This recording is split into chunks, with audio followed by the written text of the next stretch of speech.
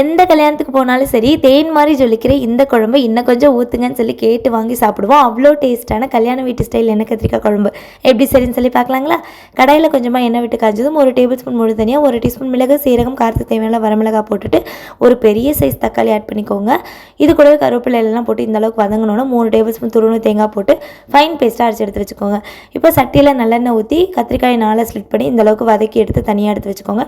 இப்போ அதே எண்ணெயில் கடுகு, வெந்தயம், சீரகம், கடலைப்பருப்பு இது கூட வந்துட்டு 15 போல் சின்ன வெங்காயம், 10 பல்லு பூண்டு, கருவேப்பிலை எல்லாம் போட்டு வதக்கிட்டு நம்ம அரைச்சி வச்சிருக்க விழுதையும் போட்டு தேவையான உப்பு போட்டு நல்லா வதக்கி விட்டுக்கோங்க.